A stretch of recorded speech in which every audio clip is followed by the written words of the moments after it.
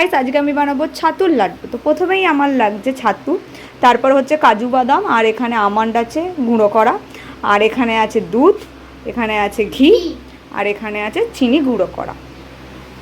খোলায় কিছুটা ছাতু দিয়ে দিলাম পরিমাণ মতো, যতটা আমি লাড্ডু বানাবো সেই অনুযায়ী। এবার এটাকে একটু শুকনো খোলায় ভালো করে ভাজতে হবে, ভেজে তারপর আমি আচ্ছা এবার আমি এটার মধ্যে একটু আটা দেব, অল্প করে, বেশি না, ব্যাস। এবার এটাকে ভালো করে শুকনো খোলায় নেড়ে নেব, ভালো করে এটা শুকনো খোলায় ভাজবো। আচ্ছা এবারে আমি এতে দেব 1 চামচ ঘি, আর একটু দেব,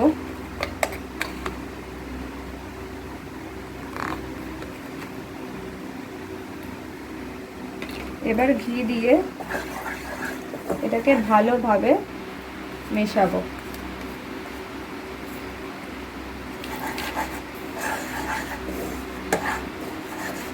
ঘিতে এটাকে ভালো করে মেশাতে হবে, খুব বেশি ঘি দেব না, অল্প করেই দেব, দিয়ে এটাকে ভালো করে নাড়তে হবে। তো ঘিটা দিয়ে ভালো করে এটাকে একদম মাখতে হবে, যাতে ডালা ডালা মতো পাকিয়ে না যায়।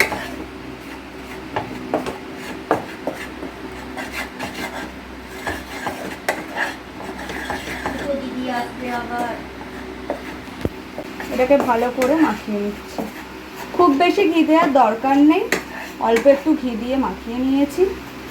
এবারে এর মধ্যে দেব আমি দুধ, আমার দুধ গোলা আছে, আগে অল্প করে দিই, এটাকে মাখতে হবে, এর সাথে ভালো করে মেশাতে হবে, একদম মাখো মাখো করে দিতে হবে। দুধ লাগলে আমি আবার দেব।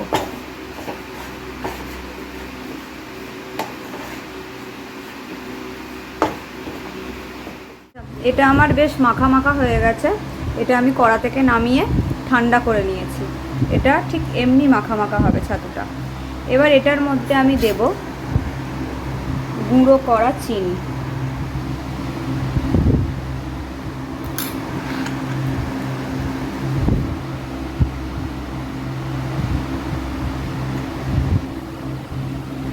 আগে মেখে দেখতে হবে কতটা মিষ্টি হয়েছে, তারপর বাকি চিনি অ্যাড করতে হবে।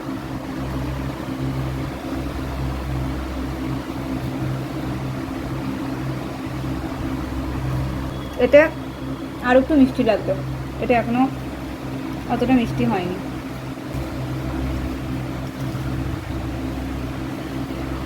এটা ভালো করে মেখে নেবে।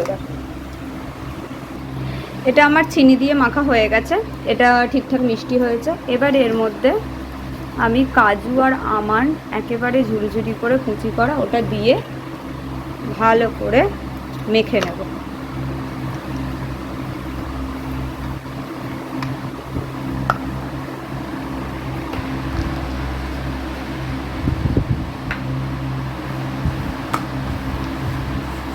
এটাকে ভালো করে মেখে নিতে হবে।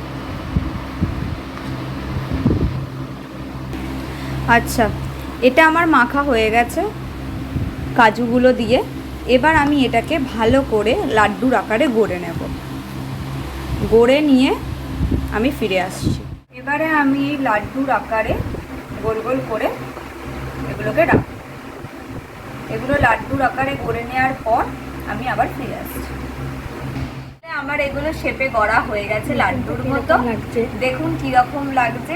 অবশ্যই ভালো লাগলে like, share, comment and subscribe করতেও ভুলবেন না। Bye bye.